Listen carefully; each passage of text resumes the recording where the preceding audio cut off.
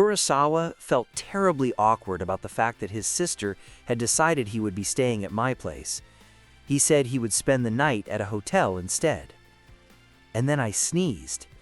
In an instant, Kurosawa pushed me into my room and laid me down on the bed.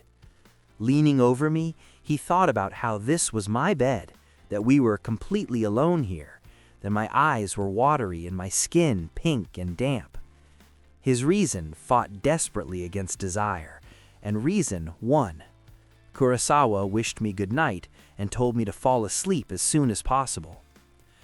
When I woke up in the morning, I saw Kurosawa sleeping beside my bed. He had clearly been watching over me all night and eventually gave in to exhaustion. That was when I realized he truly loved me. I woke him up. He took my hand and suddenly pulled me close. We rode the train to work together. It was crowded, and Kurosawa kept pressing against me without meaning to. He was incredibly happy about it, even though nothing showed on his face. During the day, Kurosawa was waiting for someone in the hallway. I suspected it was me. Girls passing by devoured him with their eyes and whispered about how lucky his chosen one must be. I didn't know what to do. He loves me. I feel sympathy toward him. I need time to think. Then Kurosawa and our colleague Rokaku approached me at the same time. Rokaku said he had seen us together on the commuter train that morning. For a moment, I was speechless. Kurosawa added that we were living together now as well. Rokaku said that was great and said he wanted to visit us. Kurosawa tried to explain that I hadn't fully recovered yet, but I interrupted him and invited Rokaku over that very day. Rokaku made incredibly delicious takoyaki. When I praised him, Kurosawa volunteered to show how he made them. His turned out absolutely perfect. At first, he was nervous and jealous of Rokaku, but once he realized there was nothing between us, he calmed down. When I touched his hand, I heard him think that Rokaku would never win my heart through food. Then Rokaku suggested playing a game. He had brought spicy sauce specifically for it. Someone would get a burning hot takoyaki. When I touched Kurosawa, I learned that he couldn't handle spicy food, but was terrified of looking weak.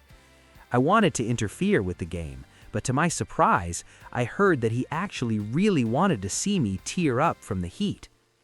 That made me angry, and I decided not to play along. As a result, Kurosawa collapsed on the floor after the very first try, curled up in pain. Rokaku and I cleaned up the table together. For some reason, I wanted to know more about him. He told me that he used to dance at university and compete, but quit when he started working. Later, Rokaku grew tired and fell asleep.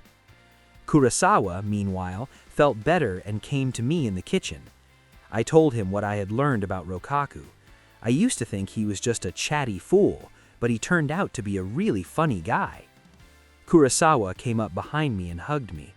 I heard how unbearable it was for him to hear that. I had never praised him so openly. Once again, he misunderstood everything. Maybe he'd just had too much to drink. Suddenly, Kurosawa asked what I had wanted to say the night before his sister arrived. Once again, I didn't get the chance to answer. We were interrupted by Rokaku, who had woken up. Rokaku missed his train and stayed the night. How were we supposed to sleep? I didn't want to sleep next to Kurosawa. If I slept next to Rokaku, Kurosawa would get jealous. I said I hadn't fully recovered yet and would sleep alone. At work, my colleague Fujisaki approached me and asked for help. When she accidentally touched me, I heard thoughts about love. But what love was she thinking about? Could she be in love with me? I tried to learn more, but only caught fragments.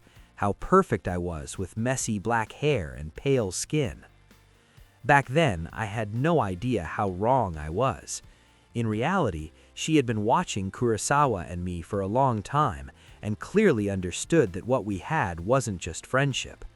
She deliberately bothered me with requests, enjoying the sight of Kurosawa getting nervous. On the way home, Kurosawa finally confessed his love to me. He clarified that he didn't love me as a colleague or a friend, that these feelings were completely new to him. Then he apologized and said he would stay at his own place that night.